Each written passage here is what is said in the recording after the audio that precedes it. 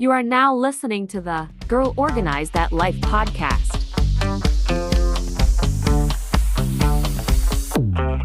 Coach L3. Hi, welcome to the Girl Organize That Life podcast, where I am your host, Leslie Latimore-Lorfils, affectionately known as Coach L3. As a mother of 12, who has also served as a senior military officer for nearly 3 decades alongside my husband, I can certainly understand and appreciate who I call the 3C sisters: crazy, chaos, and confusion.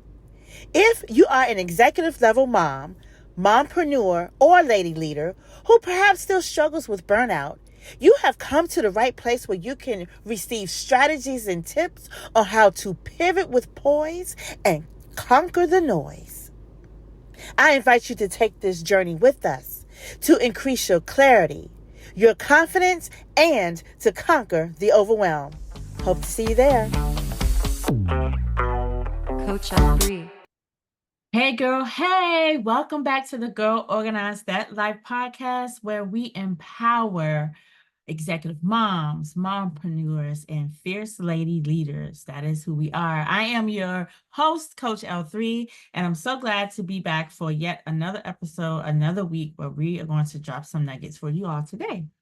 Now, today's episode is all about mastering the art of communication to foster better relationships and to reduce misunderstandings. That's absolutely key. And some of you may be saying, well, why are we discussing that in this form? Because it is the bedrock of how we function. You have to be able to communicate so that you are sending off a certain message and that your message is properly being received, especially when it comes to things like what you may need, how to set boundaries, things of that nature. So we're talking about that. We'll explore some actionable skills and we'll back them up with some compelling statistics. You all know that I love statistics because I want things to resonate and I like to drive things home. And nothing does it better than to have some numbers that make you say, right? It's just give you an aha moment. So we're going to talk about the importance of effective communication. We know, as I stated, communication is the foundation of any relationship, whether if it's your marriage, your friend girl, your colleague at work, someone at church that you're dealing with, whomever it is or what it is certainly the bedrock of how we are able to have a good, healthy, bidirectional flow of information, right? So let's dive right into some statistics. Let's dive right on in.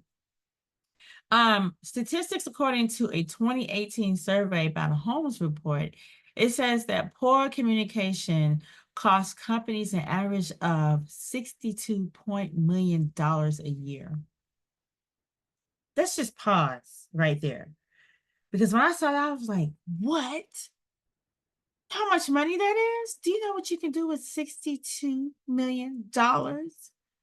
And companies lost that amount of money because of poor communication. So what are you losing as a result of poor communication? Are you losing time, which can equate to money? Are you losing peace, which can interfere with your tranquility? Like, what are you losing? That's why we have to talk about it. Personal impact. Effective communication helps to reduce misunderstandings. It leads to stronger and more trusting relationships. That is absolutely true, which is why we are here and we're going to discuss that today. So let me give a quick example. My pastor gave this example in his sermon where he and his wife were discussing appliances. And for her background, I may be paraphrasing a little bit, but you'll get the point. From her background, certain appliances should be on the countertop. From his background, well, it's an appliance and it belongs in the kitchen. So why not the countertop?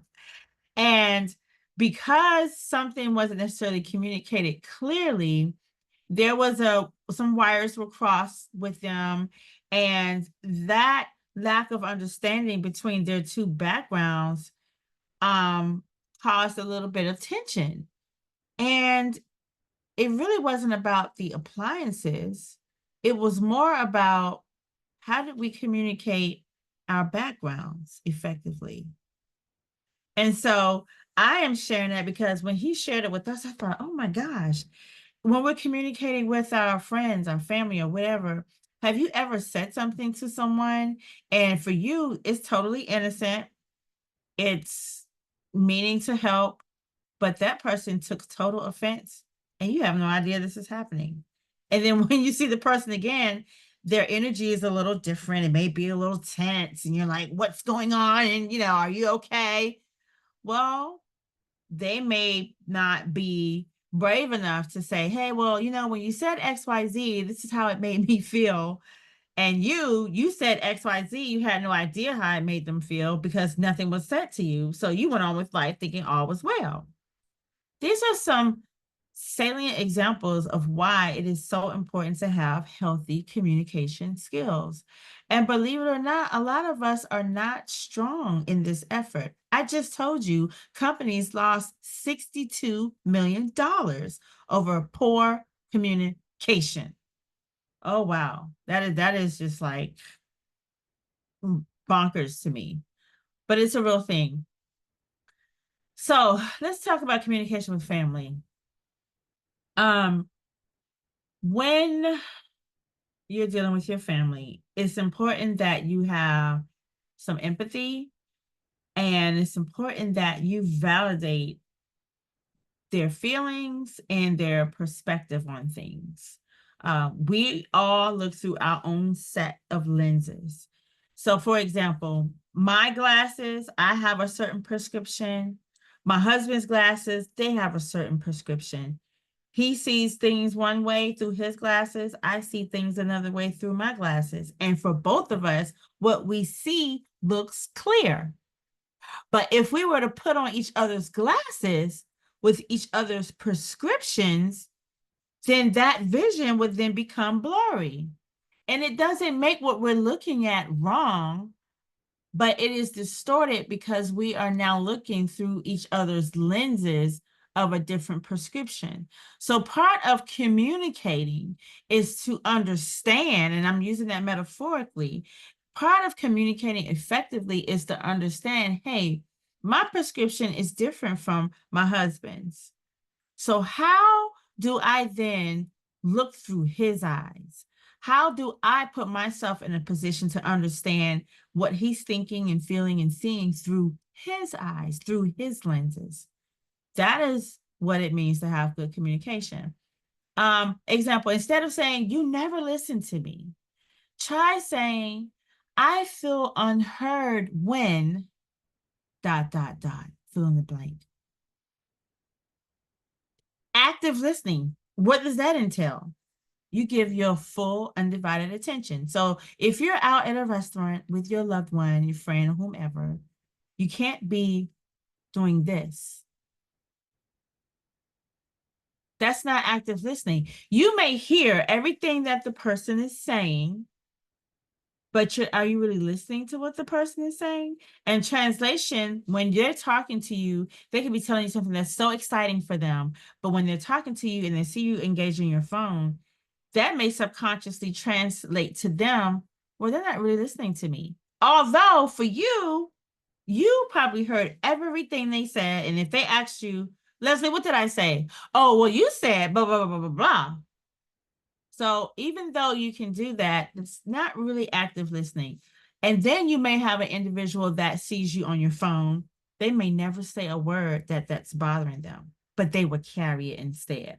That is a form of communication. Did you all that 90% of communication is in your body language? 90%. That's wild. Okay, so after this, avoid interrupting and reflect back what you hear. Now, though I said you could be on the phone and somebody can ask you something, you can clearly articulate what they said, it's still better just put the phone down and look at them when they're talking to you, because it shows that you are concerned, that you care, and that you are engaged. It makes a huge difference. Listen, let me explain. Let me let you all know that I am so guilty of being the one that, I'll use my husband for example, because he used to say, baby, you're on that phone a lot. And I'm like, oh, because I'm like trying to answer email or whatever it may be. It's important, but not when he's trying to talk to me. In that moment, he needs to feel like he is the most important person in the world. And that is all part of communication. So just wanted to share that. Also, because I like statistics, I also want to share that a study from the University of Missouri found that families that engage in active listening report higher satisfaction and lower conflict levels. What does that mean? Parents. Oh, I don't want to step on toes, but I might. Parents, active communication, active listening means sometimes allow your children to express. I'm not saying that they're right, wrong, or indifferent, but it is important as a parent that sometimes we step back and realize that we've been pick-up age before. And sometimes it's good to take yourself back to that place when your children are talking and just hear them out. And just like adults, sometimes when we call people or talk to people or what have you, we're not calling because we really want a solution from them. Sometimes we just need to talk and to get it out. And we need an active listener that shows that they have empathy and that they are engaged and that they care about what it is we're saying. This is all part of having good, healthy communication. Now, what we can do, for example, like family meetings, you can have regularly scheduled times to discuss important topics and concerns. It does two things. One, it shows predictability. Two, it shows that there is a lean in with the family that we're going to have healthy communication. Because the truth of the matter, my husband and I, we use this term, we call our family the bullet train. Because think about a bullet. It just comes out the gun and it just goes until it hits something, right? And think about a train. It moves until it either stops or it hits something. And that's sometimes how we feel about our family dynamics is that, oh my gosh, there's so much happening so fast, all the time, nonstop. So we came up with this term, we're the bullet train. But even in the bullet train, we have to slow it down, pause for effect, right? Pause and make sure that we revisit and that we capture the things that are most important.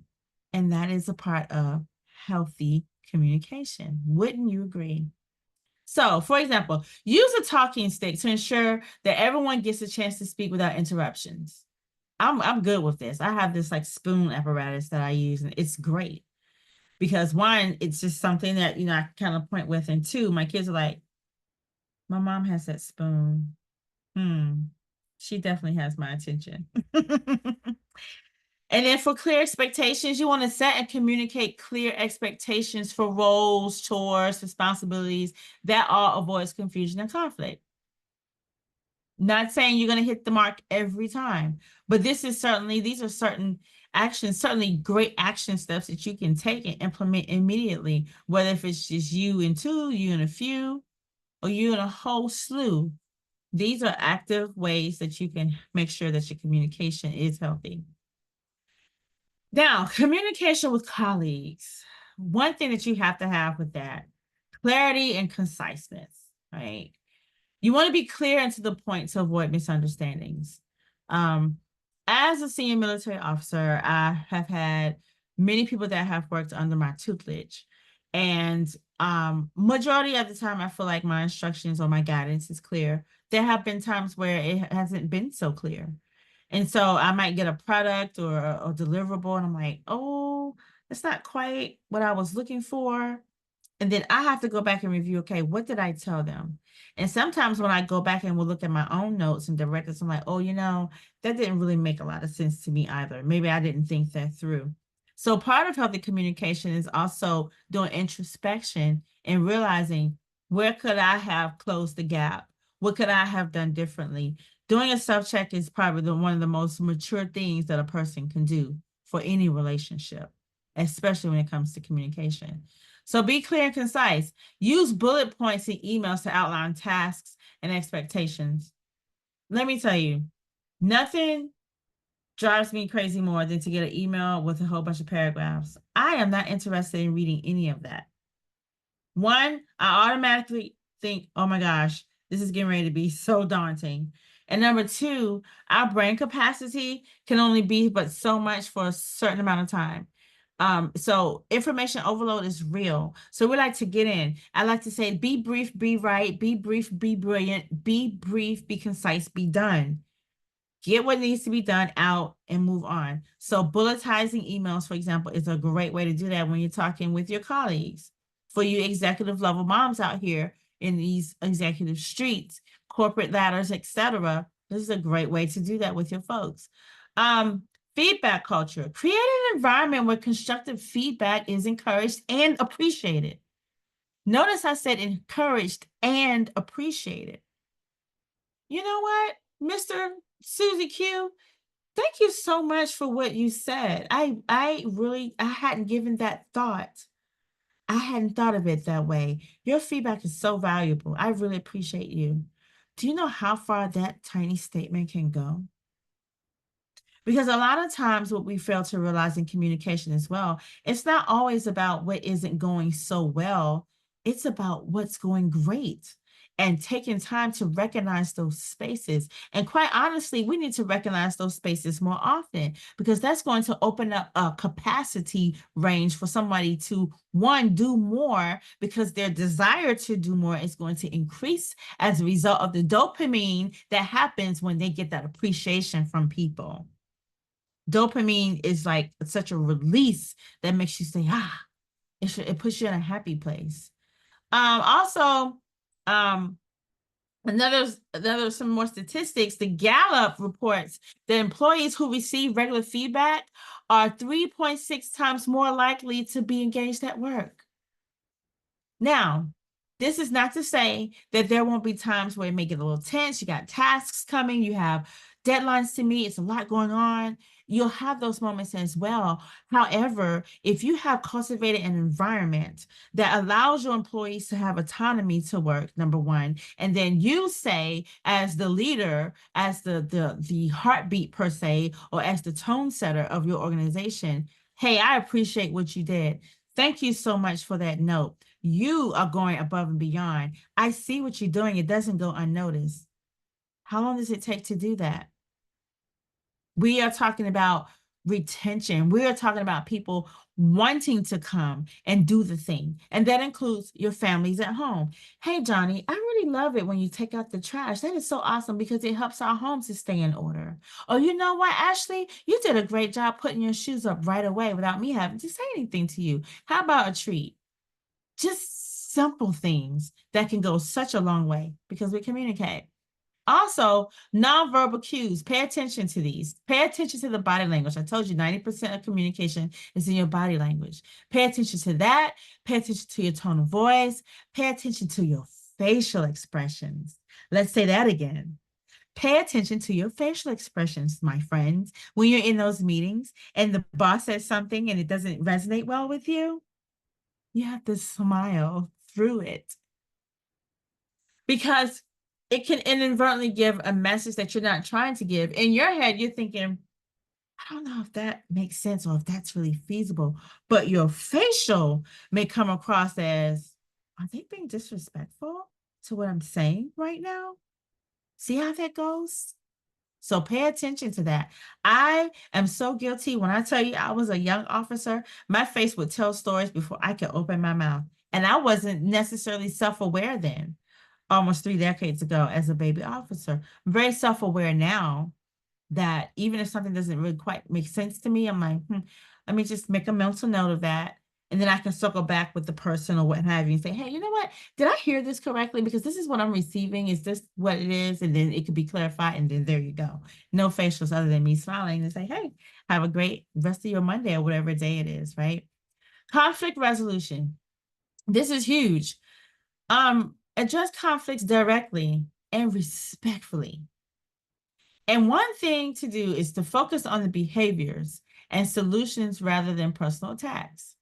It saddens me that in so many environments, people lose good employees or good folks on their team because we don't know how to exercise dignity and respect. And it goes both ways. It's symbiotic. And so make sure that you do that. Make sure that everything that's done, that's said, that is true, necessary, and kind. Those are 3 principles I live by that my mom taught me since I was a little girl, and I still carry it with me today, and it has served me well. One practical tip you can use, for example, if you're in a virtual meeting, ensure that your camera is on, unless you are instructed. Like my military meetings, we have like a lot of people sometimes, and sometimes the bandwidth is affected. So they'll say, turn your cameras off. But if you are speaking, and especially if you're speaking to a leader, turn on your camera, right? Maintain eye contact also to convey engagement. It's so important. It's nothing like looking someone in the eye, because that tells them, one, you are probably being very authentic and that you are present in this moment with them, right? Another thing too, back to conflict resolution just quickly. When you are having something that's going on, use the I statement technique. For example, I feel concerned when, or I recommend that, because it takes people off the defensive mode. And then people can open up their ears and minds and hearts to be a little more receptive for what's to come after the when, or I recommend that. They're able to receive the ... and what follows it, okay? Communication with friends. Okay, friends, honesty and transparency. Be open about your feelings and expectations to build trust. I have a very dear friend that we'll get together, and I have a few things that I just want to share, because I believe once they're discussed, then that breeds better understanding, right? And not that anything is wrong or anything is bad. It's just that, if for me personally, if I'm feeling like I need to adjust something, I think it's important to do that. And I also think it's fair for the person that you need to address it with. So be honest, be open, and make sure that whatever you're addressing, that you are addressing it in a way that is true, necessary, and kind. I'll say that again. True, necessary, and kind. Follow those 3 things, you cannot go wrong. Example for dealing with your friends. If you need support, clearly communicate your needs rather than expecting friends to guess. Can I say that one more time? Clearly communicate what it is you need, and don't expect your friends to know. Let me be very clear. I can do a lot of things, and I can do them well, but I cannot mind read. That is not a skill that I desire to have either. I don't want to do that. I don't want to know unless you need me to know, because I have enough stuff in my own brain that I need to know and contend with. So if you need something from me, don't just expect that, well, we've been friends since 1932, so you should know that. No, I don't know that, and I need you to communicate that with me effectively. And I say that with a smile, right? That's a real thing. Sometimes in friendships, we do that. We have all these expectations, and, we forget that life sometimes is going on. And just open your mouth and say, hey, friend, I could use help with XYZ. Are you available? Is it possible? And they'll let you know. They'll let you know. So yes, if you need support, clearly articulate that to your friends, so people are aware. Now, quality time. This is a big thing for some of my friends too. Like for me, I'm like the busy bee. I'm everywhere. I have so many things going on all the time. And I have to take a step back sometimes, say, I haven't seen my best friend in a long time. Probably need to carve out a day or two. And that's just me recognizing that some time needs to be spent. And I expect reciprocity, and I will say that, right? So it's important that you take up quality time. So prioritize regular, meaningful interactions, and because what that does is it strengthens your bond. Sometimes if too much time passed, there could be like some underlying misunderstandings, and that's why it's so critically important to have great communication skills. Yes. Another statistic that I want to share, a study published in the Journal of Social and Personal Relationships found that spending quality time with friends significantly boosts mental health. Who knew? Right? Who knew? And that's probably why I have so much dopamine all the time, because I am constantly trying to just kick it with my girlfriends, and I love it. Appreciation. Regularly express gratitude and appreciation for your friends. Just say, hey, you know what? I just think you're awesome. I think you're so dope. And do that. And here's a practical tip. Send a thoughtful message or note just to say thank you or show appreciation for their support. You know what, friend? I really, I haven't told you in a while, but I want to thank you for when you did XYZ. It really just carried me through some tough times, or it really lifted my spirits, or it just really edified my life that day. So thank you. It doesn't have to be anything that's outlandish. And I think that's where we are in today's society. Everything has to be so grandiose. No, it doesn't. Simplicity is so good still, and it still applies even in 2024. All right, so some key takeaways is want you all to remember. Remember when we're communicating, you want to show empathy, you want to show active listening, you want to have clarity, give feedback, be cognizant of your nonverbal cues, and have some good conflict resolution, right? I want you to implement these strategies daily. You will be surprised how things can quickly shift by just doing some of these things right now, right? So I want, before you all get off this episode, it's just a pause and think of a moment for you when you may not have been the best person communicating, and think about what could you do differently, and then work on that. Work on that. I am so super excited that you all attended this episode today, and I hope that it gave you value, as any other episode we try to do here at Girl Organize That Life. If at any time you ever want to go deeper, I do encourage you to visit girlorganizethatlife.com, where you can set up a free clarity call with me, where we can sit and discuss some of your specific areas of concern, where we can go even deeper. I look forward to continuing to share with you each week as we continue to bring value. And listen, please, I want you to subscribe if you haven't already. Share this with your friends. Like it, and give us some feedback. If there's some other things that you would like for us to share with you in the community, please let us know. And I hope to see you soon. Meanwhile, as we are on these bullet trains, as I call it, remember, girl, pivot with poise despite the noise. Bye-bye for now, Coach and I'll see you L3. next week.